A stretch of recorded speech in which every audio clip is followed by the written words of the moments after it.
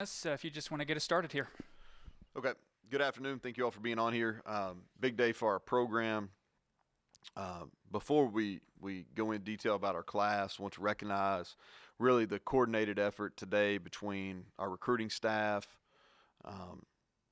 and our creative department and really the athletic communication. I thought they did a great job of collecting and bringing the info to Mountaineer Nation today. Did a great job through the social networks, on the TV show, at the website, the whole package. So I want to give credit where credit's due, and they're definitely due that credit. So I appreciate them. And today is a culmination of a lot of hard work and a lot of time invested by a lot of different people. This class really started in January of 2019 when we first got here as a staff. Proud of everyone in this organization. It takes everybody for making this group come together. And small class today, but high quality class. Very diverse group from different areas, which I think speaks to the power of the West Virginia brand in our logo. It's we expect to sign 16. We have 14 letters of intent that we've received at this point. We may receive another one during this press conference. If we do, we'll let you know. And then one of the signing ceremonies is at 5 o'clock Eastern, so we'll wait on that. So just so you know, I can't talk about those guys until their NLIs have came in. But when it's complete, it'll be 14 high school and 2 international student athletes. At least 8 of those will be early enrollees, and we filled several of our needs. Intentionally small. We're still recruiting a couple high school prospects that will sign in February, and we'll be in the market for some 4-year transfers as well as the 1-year transfer rule goes into effect. Want to make today's press conference about this signing class. I think they're due that. I will say, talking about our current team, is that our players will return Thursday.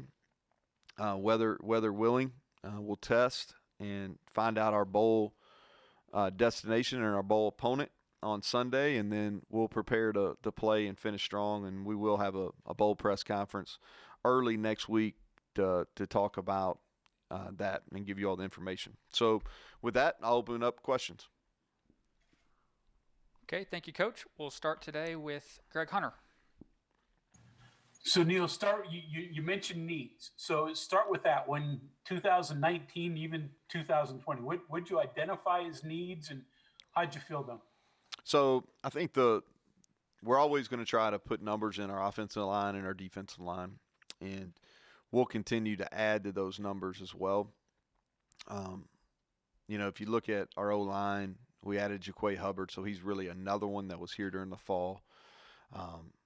And we'll look to add 1 or 2 more between now and next August. Defensive line is we always want to have numbers there. And then DBs, the number of scholarship defensive backs we have is small. We've got to continue to grow that. We'll probably add at least 1, maybe 2 of those between now and August as well.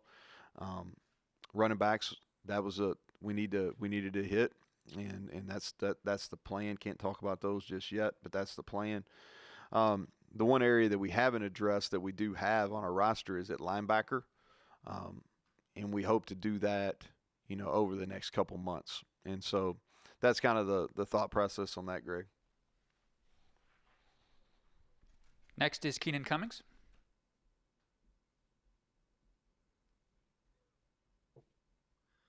Neal, how much did those early and aggressive junior days that you guys had, I think you had 6 of them before things got shut off, pay off in this class, considering how things turned out? And then secondly, what was the secret in Ohio this year? Was it just being here and establishing those connections? So, I'll answer the first question. I think that strategy definitely paid off. If you look at it, and I made these notes, I want to make sure I give the right numbers. See, 1, 2, 3, 4, 5, 6, 7, 8, 9, 10. So 10 of the expected signees were here multiple times. And of those, many of them were here. I don't want to give you the exact numbers. I don't want to be wrong. But many of them were here in that December and January. And then a lot of these guys we signed were at our last recruiting function that we were able to host, which was our climb event that we had, and then leading into the Baylor home basketball win back in February. So, or that may have been early March. I can't. My days, that's a long time ago. But either in February, or early March, whenever we beat Baylor here in basketball, we had several of these guys that ended up signing with us at that game. And so, I think the strategy paid off. We were able to secure some early commitments and be able to hold on to them of some real high quality players. As far as Ohio, that's if you probably went back and played this press conference from a year ago, I talked about some areas, and there's some areas that we still got to improve on. Western PA, New Jersey, some of those areas we've got to continue to build relationships, make inroads. We're not pleased where we're at, but definitely one of those areas that we talked about was Ohio. And today we've had, I think, 4 with the expectation to get to 5 signees from the state of Ohio. We've got multiple coaches that are in there recruiting. I think they've done a really good job building relationships. It's obviously close proximity, so those kids have been able to get over here. And we will continue to hit that state hard, and it's really high level football traditionally. This was a really solid class in that state this year. Coaching is high, and it's important. Football is very important in that state. So we will continue to have a strong presence in Ohio. Chris Anderson. Coach, I think you've got about 6 spots left or so to fill in this class. Between now and, say, March, April, whatever, what positions are you focusing on, whether it be high school recruits or transfers? Well, we've got to continue to build offensive line-wise for sure. I'll start on offense and then go into defense. But we've got to continue to improve and make strides on the offensive line. We'll never turn down a playmaker at wideout. On defense, the key area of need is at linebacker, both at the high school and probably at the transfer route as well. And then we've got to continue to build our depth at the defensive back position. And just like I said, at receiver, we'll never turn down a true playmaker on the defensive line either. Next is Kevin Kinder. Coach, earlier this morning you mentioned versatility being important, as one of your recruiting aspects. And I guess that kind of goes all the way across defense with your safeties, DBs, and hybrid players. Is it a concern at all that all of those guys maybe at one position might end up being suited to one position, or are those spots flexible enough that you can slot different guys in even if they are like similar skill sets and body types? Yeah, I think probably the closest thing that you're probably asking about, Kevin, is on the defensive line. And really we can use our personnel that gives us the best chance to compete on each Saturday.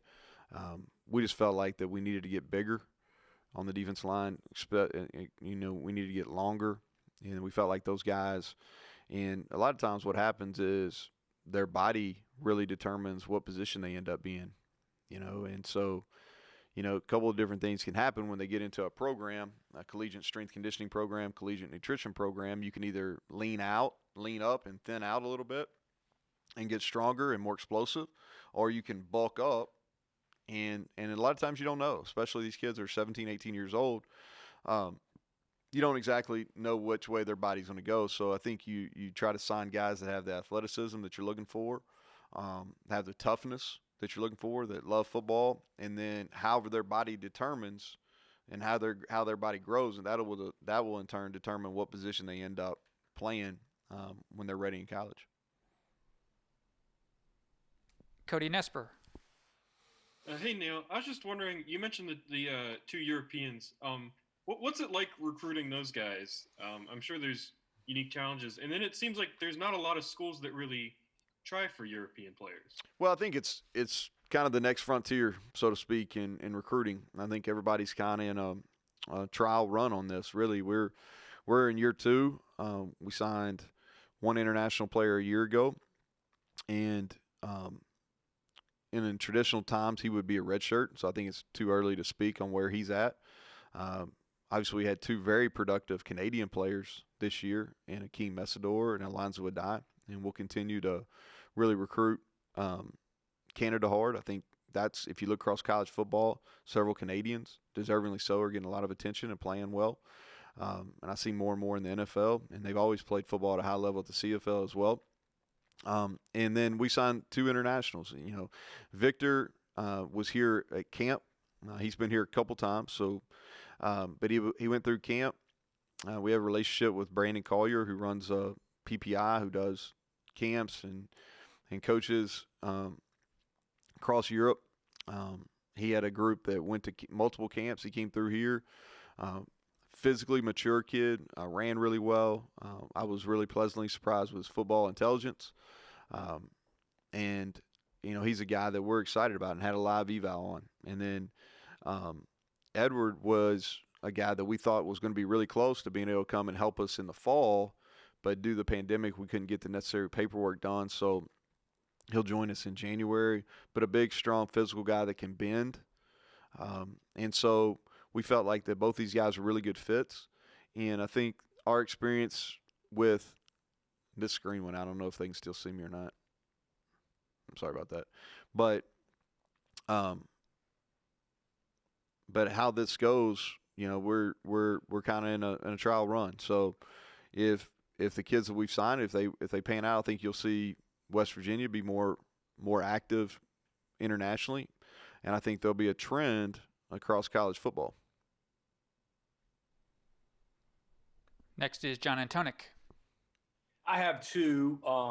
Real quickly, what makes this one different than the last class you had? I guess really 1.5 classes you've had here. What's different, or is this just a continuation of what you've done through the first 2?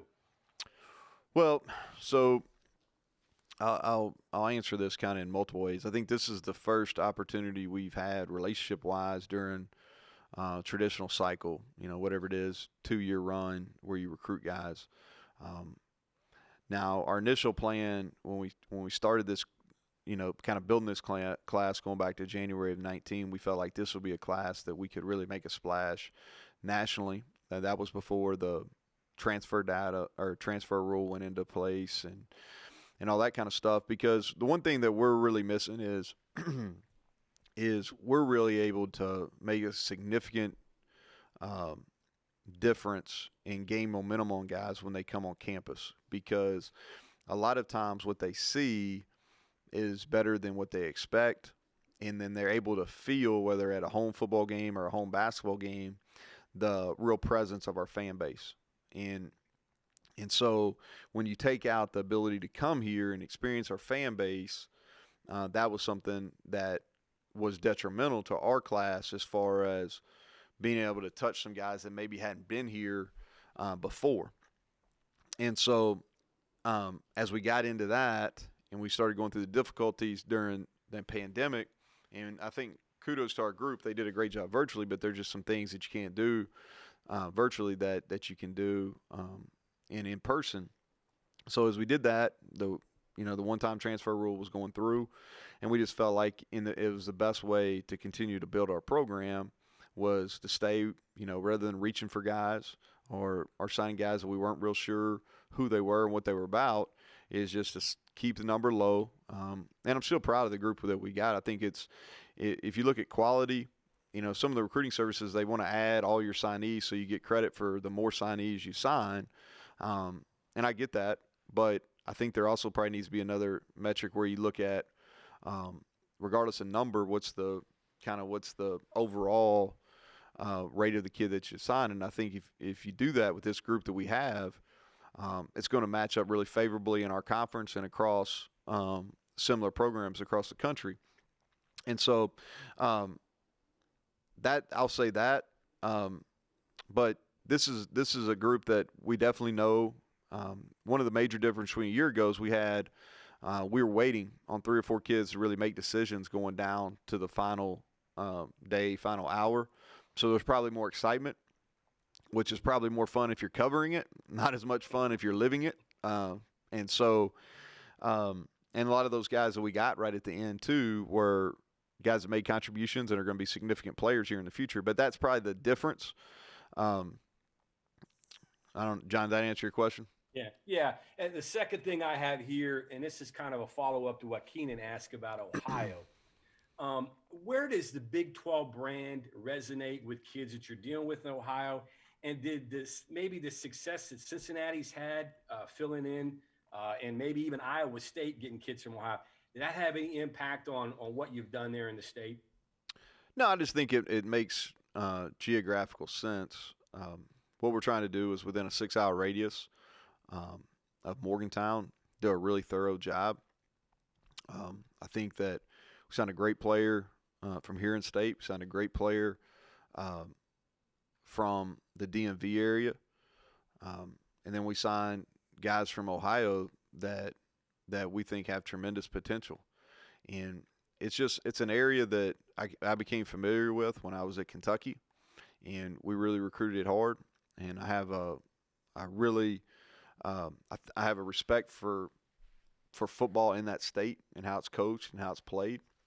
I think there's a lot of tough kids there that I think translate over to West Virginia in a really good way. And our guys that recruited in the state of Ohio have done a nice job building those relationships. And so I think for all those reasons, you're going to have to win some battles when you go there, because it's recruited by the Big Ten. It's recruited. Iowa State is in there. And we won our fair share of, we didn't win them all, and that's one thing about these recruiting press conferences. Everybody's going to talk about how great their signing class is and all that kind of stuff, and you got everybody you wanted. Well, that's not necessarily true. You don't win all your battles, and that's life. I don't care what logo you're wearing. You don't win all of them, but we won a good percentage in the state of Ohio, and we've got to continue to do that. I think the Big 12 brand resonates. It does. With the way that social media and just how television's kind of and streaming and all that kind of stuff works, everybody sees, whether you're in California, Florida, wherever, New York, everybody sees all the games. So I think that you see less maybe regionalized recruiting now than you used to. But I think the Big 12 is obviously known first and foremost for offense. But if you look, it's made a huge dent defensively this year. There's a lot of high-level defensive being played in our league, and I think that'll continue to gain momentum. And I think that's something that, in our region or outside of our region, that recruits are grabbing onto. Next is Mike Cazazza. Hey, Neal, how's it going? Good, Mike. Question for you. Actually, two questions. First one, you've mentioned a bunch of the things that you missed in the recruiting process, like live evaluations or going through high school. You can supplement that somehow. You can watch film and you can talk to guidance counselors or teachers. Not being able to go into a kid's house, I don't know how you replace that. What did you do to supplement that? On the evaluation piece, the one thing that you're missing that probably doesn't get, and we'll hit back on that home deal, is the one piece that you're missing on the evaluation is some of it's tangible, I guess is the best way to put that. Is so obviously you watch a kid practice, you can see, how they win one-on-ones or, what's their first step look like or footwork and all that kind of stuff. And it's sometimes easier to tell in person than it is on video. What you miss is, all right, what's the communication like between teammates? Are they the first in line where they're going? How do they take coaching when their coach is trying to correct them or give them constructive criticism? How do they take that? Are they viewed as a leader? Is the guy locked in? Does that make sense? Like I'm probably more on the side of that's what we're missing from these live evaluations than getting like heights, weights, all that kind of stuff. Because between, whether it's national camps or coaches doing measurements or whatever, you can get that information and then you can tell if a kid can play or not on film. It's the non-tangible stuff that you miss when you're not able to go to the schools. When you're not going to the home, is, and you try to ask as many questions you can. You try to Zoom, you try to FaceTime, but what you don't get is you don't get the understanding of probably where a kid comes from. You know, what has he been accustomed to, or what are some family traditions that are really important, or, you know, what kind of neighborhood, you know, who are the people in the town, you know, like those type of things. You can't replace those. You know, you can't zoom into every hometown. You can't. Those are the things that you don't know. You try to ask as many questions you can, but not physically being there. You're right. You don't replace that. Along those lines, be as honest as you want to be here. How much do you miss the meals? Some good, some bad. You know what I mean? Like, here's the thing. I'm not a food snob. Tony Caridi is, but I'm not. And I know Tony's listening here. Is he still on? Is he still doing something? He's done, so he's on here. But I'm pretty easy to please. So, but it's sometimes you got to multiple eat. You know, and this is usually a growing season for coaches. You know what I mean? You're usually expanding. You go from recruiting into bowl into vacation. So that's usually not a good mix. So hopefully I'm managing a little better than normal. Go ahead, Carly Nevis. Coach, you had another in-state offensive lineman in Wyatt. You kind of referred to him, but to team up with Zach Frazier, what did you see in him? What's his potential? We felt like Wyatt was somebody we identified very, very, early, maybe within the first week that we were here. And credit to Matt Moore, really building a strong relationship with he and his family. Just a great family. And they've done a really good job at Spring Valley. Developing offensive linemen. I don't know if it's something in the water there or what, but they've had a lot of big kids come out of there, and Wyatt's the latest one. And he's a kid that I think can be a long-time starter here at West Virginia, can be one of the really high-level tackles in the Big 12, and somebody that was a must-get for us. Nick Farrell.